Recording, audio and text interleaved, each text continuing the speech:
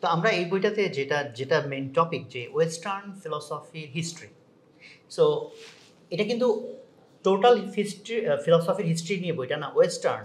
So এই যে western একটা বিশেষণ লাগানো হইলো, তাহলে তো এটার অল্টারনেটিভ নিশ্চয়ই আরেকটা কিছু আছে, that is which is eastern. হ্যাঁ, একটা ওরিয়েন্টাল ফিলসফি বা একটা ওরিয়েন্টাল ইস্টার্ন ফিলসফি আছে, এবং এই দুটি ফিলসফির মধ্যে এক ধরনের পার্থক্য আছে। রাইট। ওয়েস্ট কিন্তু নতুন আসলে, কারণ আজকে যখন গবেষণা করছেন, এই ওয়েস্টার্নরাই গবেষণা করছেন, তখন তারা বলছেন যে প্রাণের উদ্ভব আসলে আফ্রিকা এবং এশিয়াতেই ঘটেছে। এইখান থেকেই মানুষ, মানে প্রাণের উদ্ভব না, মানুষের উদ্ভব, এবং মানুষ আসলে এইখান থেকে সব জায়গাতে জার্নি করেছে। মানুষের চামড়া কখনোই সাদা ছিল না, মানুষের চামড়া নানান কারণে সাদা হয়েছে। হ্যাঁ, মানুষ প্রাচীন জেনেটিক লিঙ্ক এশিয়ার আফ্রিকাতে খুঁজে পায় সবাই, তার মানে এইখানেই মানুষের উদ্ভব, মূল উদ্ভব। তো তাই যদি হয়ে থাকে, তাহলে এটাও বুঝতে হবে যে এই যে পশ্চিমা যে দর্শন, এটাও প্রকারান্তরে দর্শনের ইতিহাসে একটা নতুন অংশ, এবং এই নতুন অংশটা মূলত লিখিত দর্শনের ইতিহাস। তো এই জায়গাটায় আমার যখন থেকে পশ্চিমারা লিখতে শিখেছে বা মানুষ লিখতে শিখেছে, তখন থেকেই তো আসলে আমরা ইতিহাস লিপিবদ্ধ করছি, এবং এর একটা অংশ আবার হারিয়েও গেছে লিখিত ইতিহাস। যেমন আমরা মিশরের পিরামিডের গায়ে এক ধরনের লেখা দেখি, কিংবা হায়ারোগ্লিফিক্স, কিংবা পেরুতে যে বা মেক্সিকোতে যে দেয়াল চিত্র কিংবা যে পিরামিডের গায়ে লেখা আছে, এখানে আমরা অনেক লেখা পাঠোদ্ধার করতে পারি না, কিন্তু সেগুলো তো লেখাই, এক ধরনের ভাষা। তো আমরা যে ভাষার পাঠোদ্ধার করতে পেরেছি, সেখান থেকে আসলে আমরা জ্ঞান আহরণ করছি, কিন্তু জ্ঞান তো তার আগেও ছিল, তার আগেও মানুষ ছিল, আমার প্রশ্নটা তার আগেও চিন্তা ছিল, এর অনেকখানি এখানে নাই আসলে। না, আমার প্রশ্নটা ওইখানেই যে দেখেন, ওয়েস্টার্ন ফিলসফির হিস্ট্রি নিয়ে একটা বই মিলিয়ন কপি সেল হয়েছে, মানুষজন ফিলসফির বই বলে এই বইয়ের নাম বলে। হোয়াট অ্যাবাউট ইস্টার্ন ফিলসফি বা ওরিয়েন্টাল ফিলসফির উপর আমাদের তো এরকম কোনো বই আমি অন্তত জানি না যে সবাই মিলে আমরা চিনি জানি। তাহলে আমার প্রশ্নটা ওইখানে যে এই যে এখন ওয়েস্টার্ন ফিলসফির বই শুধু পপুলার না, ওয়েস্টার্নের ফিলসফিটাই সারা পৃথিবীর উপর চাপানো হয়েছে বা হচ্ছে, এবং আমরাও ইস্টে বসে থেকে ওয়েস্টার্ন ফিলসফির হিস্ট্রি নিয়ে কথা বলছি।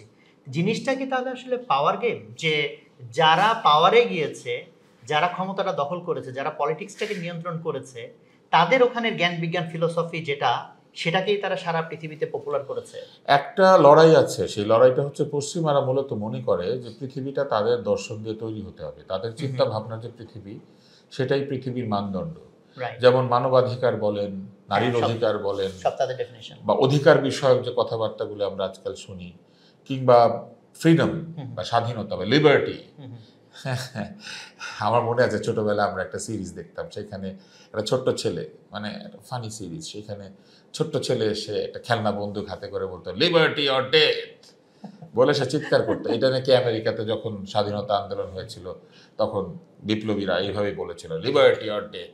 তো এই যে ফ্রিডম, লিবার্টি, এই বিষয়গুলি আসলে পশ্চিমা ধ্যান ধারণা প্রসূত এক ধরনের চিন্তা ভাবনা, এবং এর প্রভাব যেন সারা পৃথিবীতে বিস্তৃত হয়, সেই লড়াইটা কিন্তু আছে। এবং সেই লড়াইটা আপনি দেখবেন যে তারা এই পূর্বের কিংবা প্রাচ্যের কিংবা এই প্রতীচ্যের যে ধ্যান ধারণা, সেগুলিকেই তারা গ্রহণ করতে চায়, যেগুলো চিন্তা ভাবনায় তাদের কাছাকাছি, তাদের বিপরীত চিন্তাকে তারা খুব একটা জায়গা দিতে চায় না। এই জন্য আপনি দেখবেন যে মৌলানা জালালউদ্দিন রুমি রহমতুল্লাহ আলাইহির চিন্তা ভাবনাকে তারা খুব কাছে ডেকে নেয়, কারণ ওই চিন্তার সাথে তাদের পশ্চিমা চিন্তার একটা কাছাকাছি চিন্তা আছে, কিছু কিছু মিল আছে।